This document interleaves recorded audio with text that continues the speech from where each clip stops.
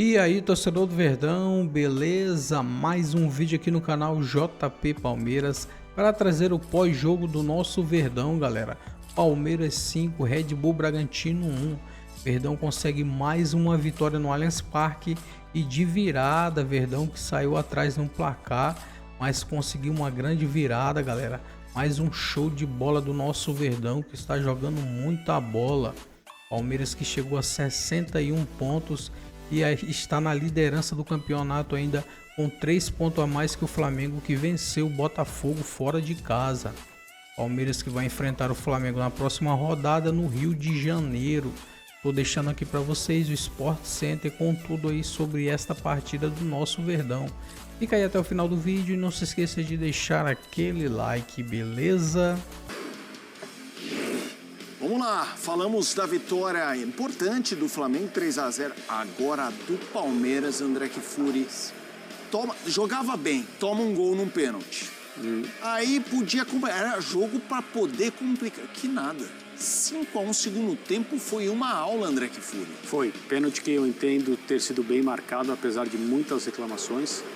Mas, ok, na verdade, pouco importa, porque o que o Palmeiras fez no segundo tempo, e bem rápido, com o empate, a virada, uma verdadeira explosão dos seus jogadores mais ofensivos. E o jogo foi um testamento, assim, enfático do jeito de jogar que o Palmeiras tem hoje. Então é muito complicado para a concorrência, e essa concorrência está praticamente restrita ao Flamengo nesse momento, não só até o final do campeonato, mas porque há um jogo muito grande a ser disputado no fim de semana, porque o Palmeiras tem uma capacidade de chegar ao gol adversário com poucos toques na bola, em velocidade e com muita técnica e hoje com muita eficiência, que é algo que o Abel cobra há muito tempo, né? Os jogadores, diante de chances de gol, tomar decisões certas e finalizações principalmente precisas. O Palmeiras foi tudo isso hoje no segundo tempo e o Red Bull Bragantino sofreu muito, mas muito mesmo. Foi uma avalanche de futebol para cima do time do interior hoje no Allianz Parque, depois do intervalo. O Zupa, é claro que tem muito campeonato pela frente, são muitos jogos, ainda tem um jogo direto, né, entre Palmeiras e Flamengo, mas é mais um jogo, é mais uma goleada. Daqui a pouco tem uma tela para mostrar para os fãs de esportes. E eu queria que você falasse se jogos como esse, vitórias como essa, são aquelas vitórias que dá a casca do campeão, de confirmar o ótimo momento, de confirmar que chegou aqui, a gente vai golear mesmo, se der chance. Daria se o concorrente não fosse o Flamengo. Se não fosse um time como o Flamengo, a gente diria que é uma vitória de campeão. Mas quem está brigando ponto a ponto com o Palmeiras é um time da capacidade, não só capacidade financeira, mas em consequência disso, capacidade técnica do Flamengo. Mas foi uma vitória impressionante. O Palmeiras não perde a liderança domingo mesmo, nem se perder do Flamengo, tem vitória a mais. Né? 3 pontos de vantagem e vitória a mais. Mas a rodada... Isso, o empate tem um valor tremendo, né? Você sai com duas. A rodada como foi, assim, para o campeonato, o jogo de domingo seria melhor se o Palmeiras tivesse empatado e o Flamengo ganhado. Porque daria ao Flamengo a chance de ultrapassar o Palmeiras. Isso para o jogo seria melhor. Para o Palmeiras, a rodada como foi, ela tá ok, claro, seria melhor aumentar a vantagem, mas conservar a vantagem dá ao Palmeiras um resultado a mais para o jogo de domingo, que é o empate, que é interessante no Maracanã contra o Flamengo. E aumenta a vantagem porque é um jogo a menos, né, do campeonato. Vai riscando então, data do calendário. Né? Agora, o nível de futebol foi de fato impressionante. A gente está vendo o melhor Palmeiras do Abel Ferreira. Esse é o melhor nível de futebol que o Palmeiras praticou desde que o Abel Ferreira desembarcou no Brasil. Também. A sequência é impressionante. Olha só, André. E ele chegou meio de repente, né? Engraçado. E essa tela mostra isso. Como o mandante nos últimos 7 jogos fez um gol, 0. Ou seja, sempre fez um gol. Fez 2 gols, uma partida. Fez 3 gols, 2. Fez 4 ou mais, 4. Impressionante. Venceu todas as 7 partidas, assim, nadando de braçada, contra time bom, assim, não é que nadou de braçada, porque, não, contra time bom, um time que dificulta, mas ele se coloca acima disso, André. Talvez algumas etapas tenham sido meio atropeladas, porque esse time aí, ele nasce não a escolha de jogadores, mas o fato do futebol aparecer desse jeito, meio de uma hora para outra, após a crise na Copa do Brasil. É isso que acontece. Teve jogo com o Ceará, que o Palmeiras ganhou de virada, com gols meio polêmicos. O jogo do Ceará foi o primeiro jogo após a Copa do Brasil. Sim, exato. E foi o primeiro jogo, no segundo tempo desse jogo, em que ele escala a dupla. Exato. Flaco entra. O Vitor Roque era titular, o Flaco entra. Até então, o Palmeiras jogava, e isso o Gustavo já mencionou aqui de maneira muito pertinente, em função das características do Estevão, e era quase que uma obrigação, qualquer que fosse o treinador, os outros jogadores, os companheiros, você tinha uma pedra preciosa que determinava um certo posicionamento e um certo jeito de atacar. E você, como treinador, o Abel fez isso, surfou a onda Estevão enquanto foi possível, enquanto ele esteve aí. A partir do momento que ele foi embora, o Abel teve que buscar saídas, mas é óbvio que um treinador desse nível e um time desse nível já tinha dentro da sua cabeça algumas possibilidades muito claras. Ele não deixou para pensar em, como eu vou atacar agora que o Estevão não está, no dia seguinte ao Estevão viajar. Não funciona assim. Então, a grande mudança do ponto de vista tático, de maneira bem simples, o Palmeiras passou a jogar com o ataque por dentro, com esses dois jogadores que são tão efetivos e surpreende demais o leque de ferramentas que o Flaco Lopes começou a mostrar. Ele deixou de ser um jogador para receber bolas pura e simplesmente. Ele é um cara que sai da área, dribla, faz assistência, se posiciona, se desloca para que haja espaço para os demais. E o Palmeiras mostra um entrosamento atualmente que é surpreendente. É surpreendente, porque houve muita reclamação, houve muita crítica dizendo, olha, esse time aí, o Abel recebeu um monte de jogador, gente grande, graúdo, o Palmeiras mudou o perfil dos contratados, né? O Andréas, o próprio Vitor Roque, o Felipe Anderson atrás, que era um jogador que tinha muito mercado na Europa, optou por vir ao Brasil, aliás, hoje fez um tremendo gol, um gol de muita técnica. O futebol dele está aparecendo também a partir do momento em que o Palmeiras mudou o seu jeito de jogar e ele tem mais companhia.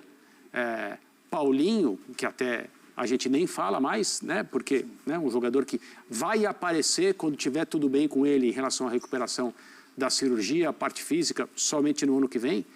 E aí é uma equipe muito, muito insinuante, muito perigosa e muito eficiente. Hoje o nível de eficiência foi absurdo também, de novo, algo que eu já falei, mas que o Abel sempre cobra. Então, assim, esse encaixe de equipe, né? Aquela coisa, seria esse o melhor elenco que o Abel comandou?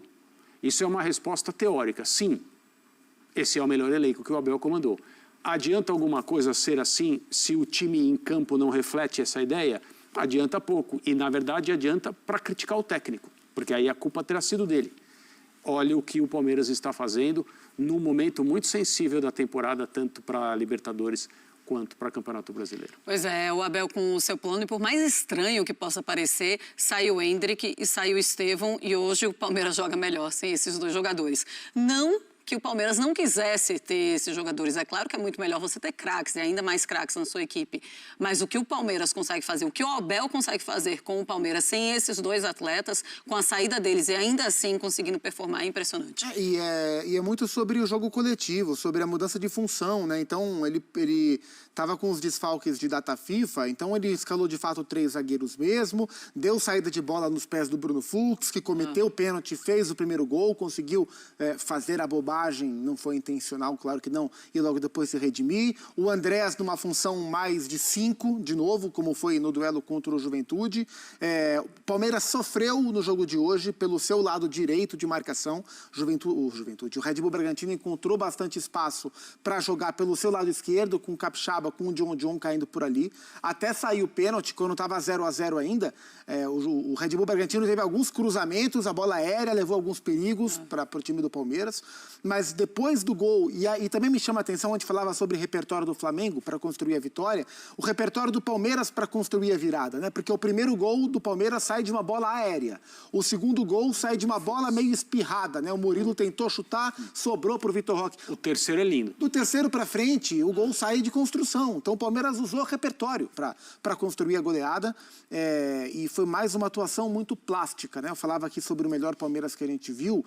A comparação é com o de 2022, que foi o melhor ano do Palmeiras tecnicamente falando, nas mãos do Abel. Aquele time jogou num nível muito alto por mais tempo do que esse time. Mas o que o Palmeiras vem jogando após a eliminação para o Corinthians da Copa do Brasil, essa sequência, em termos de teto, é o teto mais alto. É por isso que, no meu entendimento, é o futebol mais... E não estamos falando de 2, 3, 4 jogos, estamos falando de uma sequência aí de 2 meses, mais ou menos, de o melhor futebol que o Abel conseguiu fazer esse time jogar. Um futebol muito coletivo, potencializando muita gente. O Alan veio do banco hoje e entrou bem demais no segundo tempo da partida.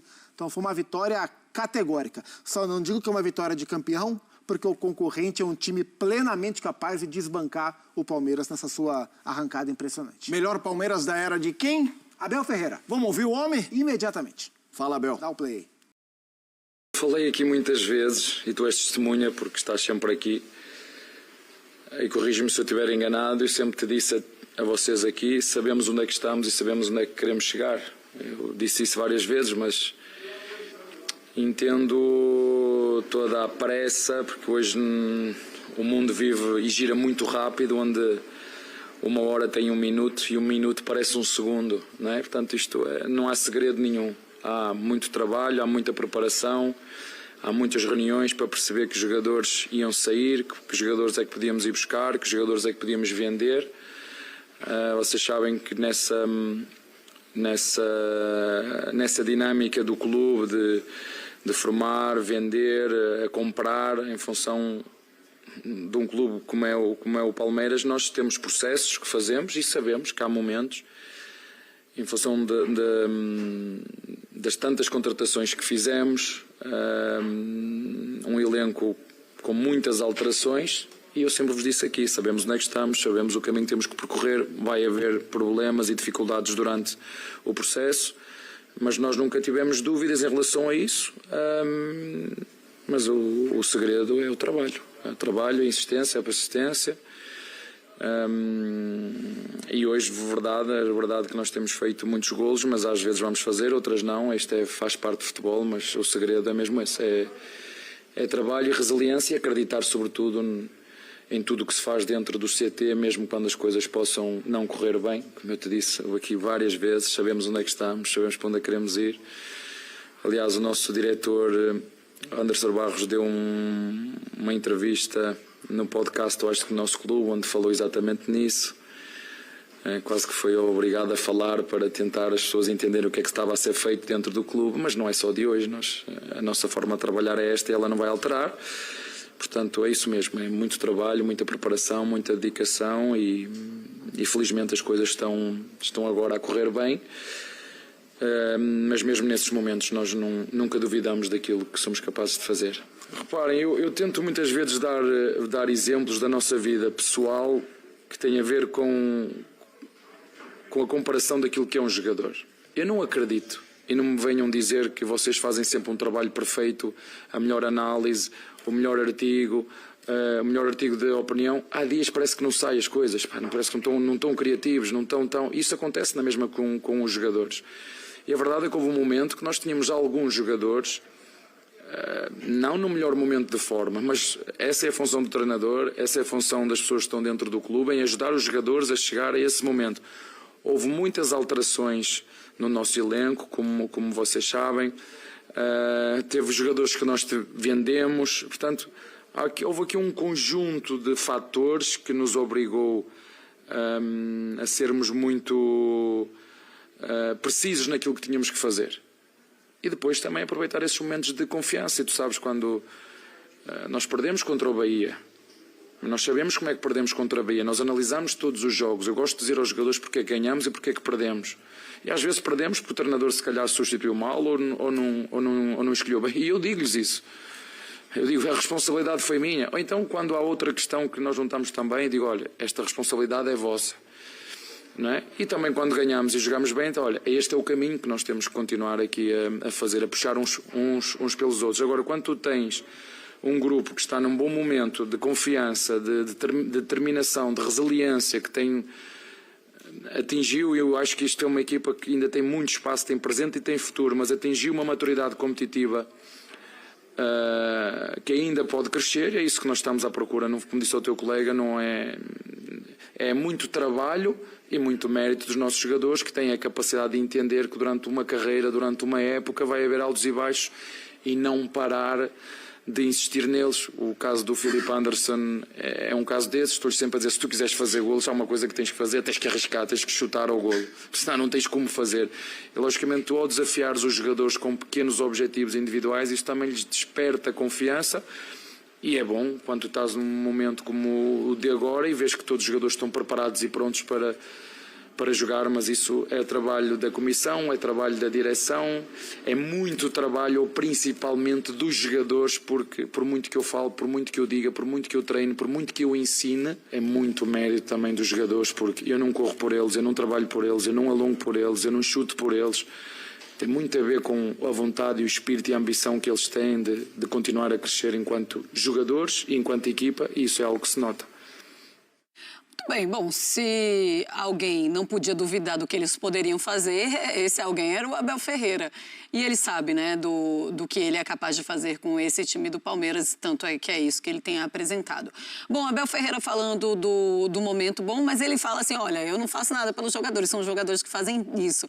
Quando ele está em momento bom, ele tira, né, esse peso dele, coloca ali para os jogadores, ele sempre coloca, olha, vamos colocar aqui os jogadores como os protagonistas da história. É isso que eles têm feito, mas o Vitor Roque tem feito mais. Impressionante, né? Impressionante. O Vitor Roque está jogando muito e o atacante, o jogador de futebol vive de confiança, né? Eu sempre digo que não existe o confiômetro para a gente medir, né, quanto da confiança. A gente não enxerga, mas a gente sabe que a confiança está lá e ela interfere no jogador de futebol. Em duas posições específicas, ela é ainda mais latente, que é o goleiro e o centroavante. Quando o centroavante está na fase ruim, não adianta, a bola vai bater, aquela história do pão cai com a manteiga virada para baixo. E é assim mesmo. Ano passado o Yuri Alberto, lembra? É assim, em 23. Em 23. A gente trabalha cada vez mais com dados, cada vez mais com a ciência, com a tecnologia no futebol, mas essas coisas existem, a confiança está lá. Claro. E o Vitor Roque está na maré boa. Então, assim, além de ele estar fisicamente muito bem, jogador muito forte, tecnicamente muito bem, com a confiança em alta, a bola procura. Está naquela fase que a bola procura. O primeiro gol dele, o terceiro gol do Palmeiras, o segundo gol do Palmeiras hoje, a bola procura o Tigrinho. Olha os números dele aí, Felipe, conta pra mim. 45 jogos, 16 gols, 4 assistências, 20 participações em gols, minutos para participar de um gol, 188. Pois é, então, e assim, a gente vê o Vitor Roque fazendo o gol de centroavante, que a bola espirra, sobra e ele faz. A gente vê o Vitor Roque fazendo o gol de drible, né, a entortada que ele deu no Pedro Henrique para fazer o quinto gol do Palmeiras é brincadeira. A gente vê o Vitor Roque ganhando muita jogada no corpo, e ele é um jogador forte, mas não é um jogador alto, né? Sim. Então ele está em todas as fases do jogo num nível muito alto. É impressionante e lembrando, ele tem 20 anos de idade, ele é muito novo. Então a ascensão dele, ela veio junto com o crescimento do Palmeiras. É um nível altíssimo e é uma imagem sedutora vê-lo de camisa amarela, né? Então, eu ia perguntar para você, André, óbvio, quero te ouvir sobre o momento do Palmeiras, ponto. Mas, ponto e vírgula, na verdade. Porque ele, enquanto promessa no Atlético Paranaense, ele um pouquinho mais velho que o Endrick, se falava aquela coisa, pô, o Vitor Roque é o Endrick, quem vai ser? Aí ele vai pra Europa, não dá... pro Barcelona, não vai pro Real Madrid. Isso, né? Aí ele vai, teoricamente, não dá tão certo na Europa, volta pra cá e começa a embalar, mas não tem mais aquele selo de promessa, embora seja muito jovem. Passou um tempo no Betis, né? Exato. Pra tentar recuperar uma confiança. Esse momento pode levá-lo a uma discussão de seleção? Eu acho que, assim, as coisas no futebol brasileiro, elas são muito precoces e muito precipitadas, assim, diversas vezes. Esse jogador, depois de algumas partidas, verdade que não foram poucas, enquanto ainda não tinha, de fato, se sentido cômodo, começado a fazer gols em sequência, deslanchado, como se diz, era severamente criticado sempre que terminava um jogo e ele não fazia um gol, de forma a, evidentemente, né, piorar a situação dele em termos de confiança, em termos de, sabe, aquele algo mais que todo jogador precisa para tentar um lance que é um pouco mais arriscado. Ele, muito temeroso, você fica numa situação em que você coloca na sua cabeça que eu preciso fazer o simples, mas o simples muitas vezes não te leva a lugar nenhum, e o simples, né, não é exigido de alguém que veio da Europa, veio do Barcelona, do Betis, veio do futebol espanhol, e deveria chegar aqui no primeiro jogo já fazer 2 gols, dominar, e a gente dizer, tá vendo, ó, o nível é outro e tal. Mas ele foi severamente criticado, injustamente criticado, como se ele não fosse um bom jogador de futebol.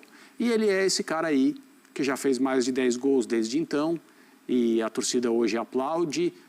Você percebe no gestual dentro de campo, a forma como ele comemora os gols, os lances que ele tenta, dá bons passes também, encontrou um parceiro, o Abel fez essa dupla funcionar, e individualmente os 2 jogadores brilham nesse momento, tanto o Vitor Roque quanto o Flaco Lopes, a ponto do Lionel Scaloni, que é o técnico da seleção argentina, dizer que está encantado com o Flaco Lopes. Sim.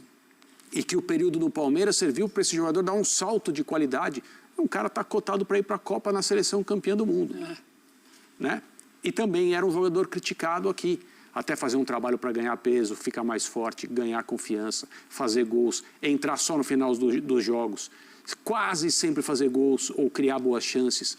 Um nível de confiança que vai subindo, hoje ele é uma peça fundamental no time do Palmeiras. Então, assim o resultadismo que é aplicado aos times, ele também é aplicado aos jogadores. Ou o cara joga bem todo dia, ou ele já vira lixo, cabeça de bagre, olha o salário dele, como é possível ter pagado tanto nele, podia ter contratado um outro, porque o melhor é sempre aquele que não está. Então, isso é muito claro para mim na avaliação, durante muito tempo, a respeito do futebol do Vitor Roque, um cara que certamente passou por problemas de confiança muito sérios ao não conseguir jogar bem logo de cara no Barcelona, tentar um degrau abaixo no Betis, que é um time menor, é óbvio, mas aí eu acho que a confiança dele já estava num nível difícil de resgatar, e sofreu um pouco aqui até se sentir como se sente hoje. 16 gols com a camisa do Palmeiras. Você falou 20 anos, eu falei, só? Será que não já está com uns 22, pelo menos? 20. Ou seja, 20 anos. Mas perdeu lá, a vibe não vai mais para a Europa. Pode ir. É claro que pode ir. É muito início ainda. Nele, porque claro. O jogador ainda... Claro, o Palmeiras contratou o Vitor Roque para ele fazer o Palmeiras ser campeão. Para fazer o que está fazendo. Mas ele ainda pode ser um bom negócio para o Palmeiras do ponto de vista financeiro. E assim, ele joga numa função que não tem dono na seleção brasileira, né, que está aberta. E isso joga a favor dele. Né? E quando a gente pensa no tipo de movimentação que o Ancelotti vem querendo que o ataque do Brasil tenha, ele se encaixa. Mas aí tem os 2 lados da história, né? Porque a gente pensa nele e a gente pensa no Pedro. Também. O Ancelotti falou voluntariamente sobre o Pedro na coletiva de convocação. Quando ele foi falar sobre João Pedro, Caio Jorge, Richarlison, Igor Jesus, ele falou sobre o Pedro. Ele falou sobre os diferentes tipos de 9 que ele pode chamar diferentes tipos de 9 para ter diferentes opções no elenco. E embora o momento seja do Vitor Roque melhor que o do Pedro, e o Vitor Roque encaixe com o que o Brasil tem feito de jogo, se o Ancelotti quer ter opções... Tem mais Vitor Roques do que Pedro. Faz mais sentido chamar jogadores mais parecidos, mesmo que eles estejam no melhor momento, ou ter jogadores diferentes? Essa é uma questão. Mas o desempenho do Vitor Roque é para colocá-lo na briga de craque do campeonato e para colocá-lo na briga de seleção brasileira. Se o Caio Jorge foi chamado pelo que está fazendo, o Vitor Roque pode ser chamado pelo que está fazendo. Bom para o Ancelotti, que tem opções para analisar. Então é isso, torcedor do Verdão, valeu por chegar até aqui no final do vídeo, não se esqueça de deixar aquele like, beleza? Se você ainda não for inscrito aqui no canal, já se inscreva, ative o sininho de notificação para não perder nada que eu posto aqui no canal. Falou e até mais!